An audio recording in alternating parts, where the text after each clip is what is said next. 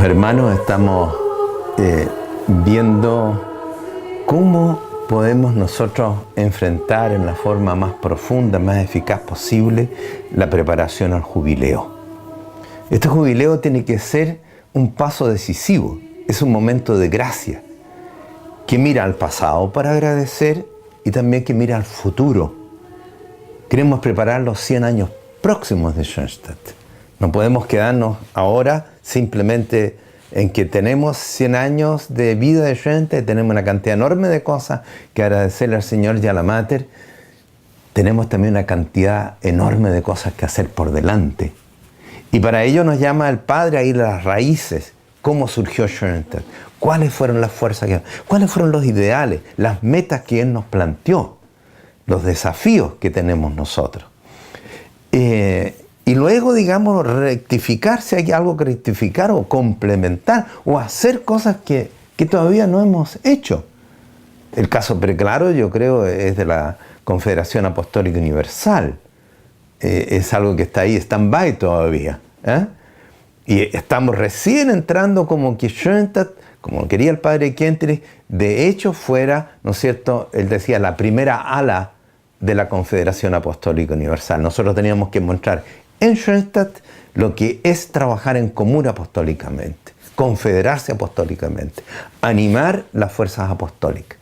Bueno, hay muchas cosas que hacer, pero nos estábamos concentrando, y yo quiero terminar ahora estas reflexiones sobre este punto, sobre el protagonismo de los laicos.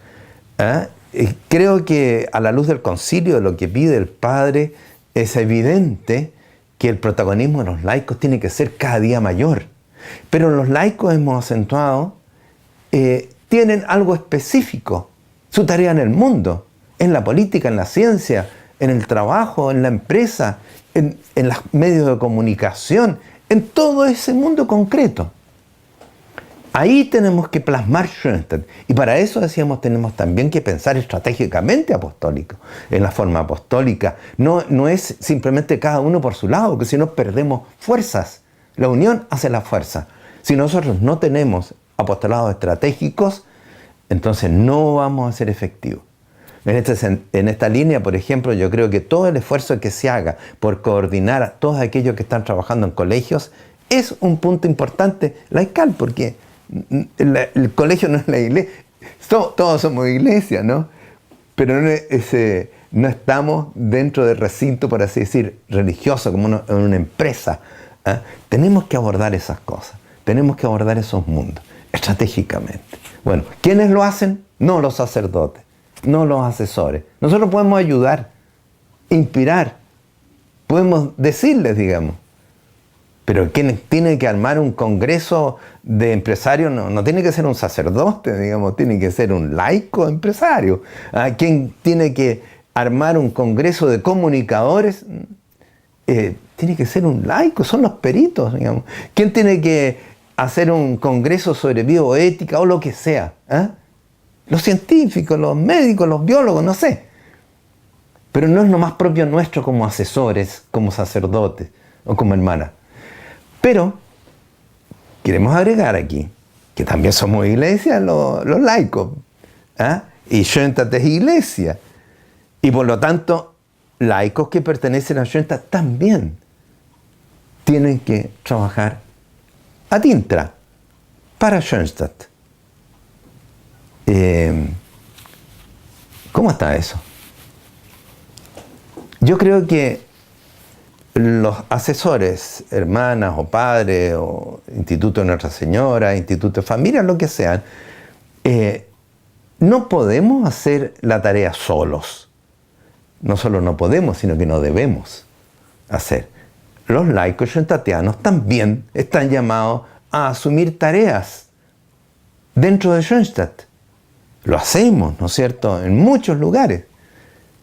Lo más normal, diría yo, es ayudando a la formación de los grupos, qué sé yo. Pero tenemos que hacerlo también a un nivel de dirigente. Mañana tenemos que, y hay ya algunos, ¿no es cierto?, matrimonios, por ejemplo, que son asesores de la central, que son laicos, por supuesto, que están junto a la hermana, a los padres, o quienes están como asesores también de la central. o en las diversas ciudades, digamos, fundaciones, ahí tienen que haber laicos, pero laicos que estén preparados, formados. Y eso requiere mucho. No es simplemente, ahora me encargaron ser asesor de tal ciudad. Pues tengo que estar capacitado. ¿Quién capacita aquí? Es también responsabilidad nuestra, pero también de los laicos. ¿Se fijan? Yo creo que aquí tenemos que crecer mucho, que crecer muchísimo.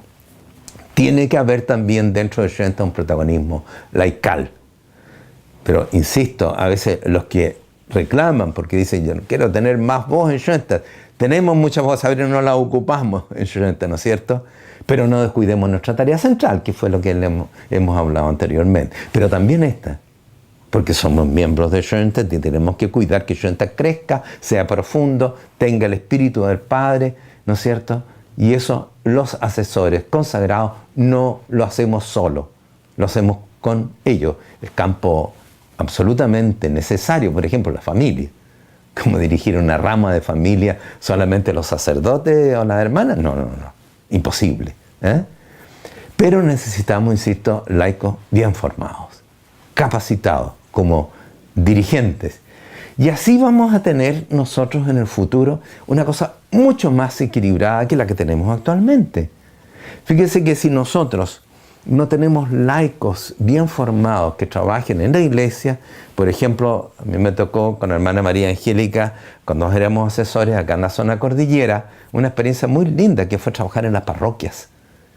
Yo nunca fui a una parroquia de las de que estábamos acá, en Santiago en ese momento. Iban los laicos, iba gente de la federación, de la liga. Ellos llevaban la cosa. Nosotros le habíamos ayudado a hacer un esquema de trabajo, digamos, de cómo abordar. Estábamos en contacto, evidente.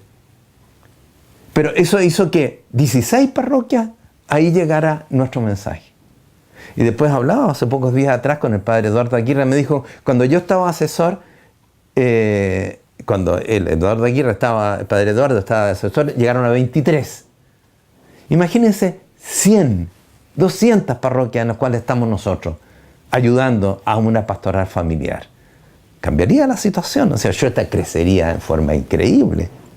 El padre pensó el movimiento como un movimiento diocesano, los laicos de la liga, su campo propio es la diócesis. En su medio, se llama, ¿no es cierto?, los miembros de la liga están, digamos, como apostolado propio, su medio. Son apóstoles permanentes en su medio. ¿Cómo está la relación ahora de asesores consagrados y asesores laicos? Cuidado con que no caigamos ni en el clericalismo ni en el laicismo. No somos pensados ni por Dios ni por nadie, ¿no es cierto?, que piensa bien, como fuerzas opuestas, sino complementarias. Ni nosotros los sacerdotes o hermanas podemos hacer solo nuestro trabajo, ni los laicos pueden hacer solo su trabajo. Aquí todo funciona en la medida en que nos coordinemos bien. Fíjense que esto el concilio también lo dice en forma bien interesante. Dice, primero le habla a los pastores, digamos, en la misma constitución que he citado del Lumen Gentium. Por su parte, los pastores reconozcan y promuevan la dignidad y responsabilidad de los laicos en la iglesia, lo que estaba diciendo recién. Recurran gustosamente a su prudente consejo, encomendándoles con confianza cargos en servicio de la iglesia y denles libertad y oportunidad para actuar. Más aún, anímenles incluso a emprender obras por propia iniciativa.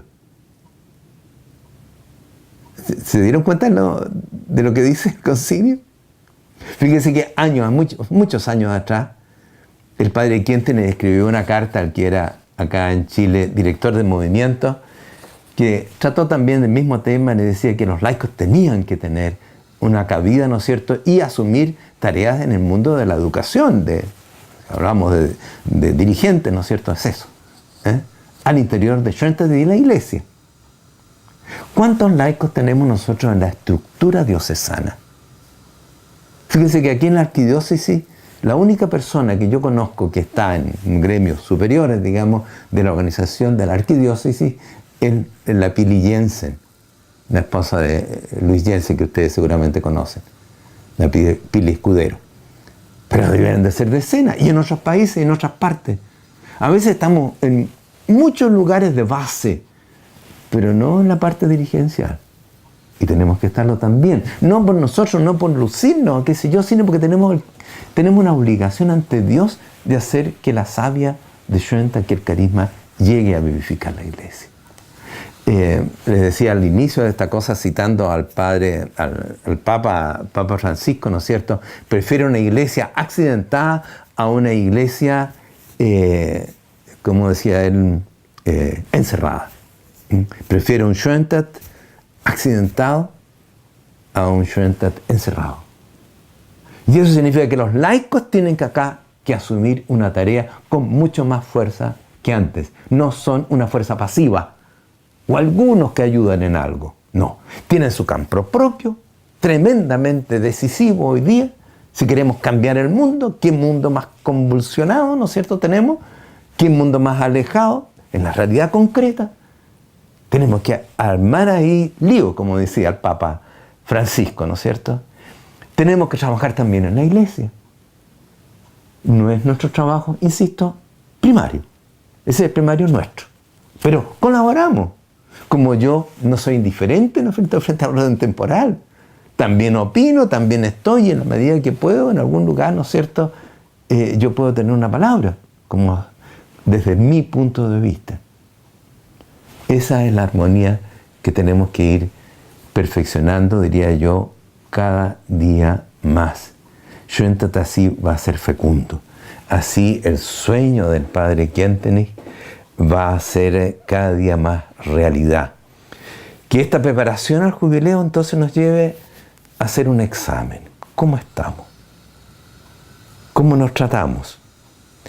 ¿Qué es lo más importante para nosotros? ¿Qué estamos haciendo? Y yo he dicho un par de cosas acá, se pueden decir muchas más, y quizás decirlas de otra forma, no sé, no importa si esto no es una clase de metafísica, digamos, ni mucho menos. Queremos ver un poquito, para que vayamos realmente avisorando el horizonte de los 100 años próximos de Schoenstatt.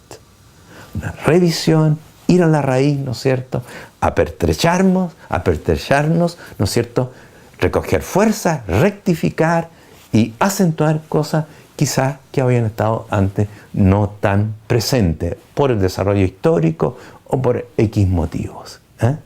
Bueno, que el Señor y la Mater nos bendigan en esta tarea que es muy linda, pero también que no es nada de fácil, ¿no es cierto? A ella y al Señor se la encomendamos.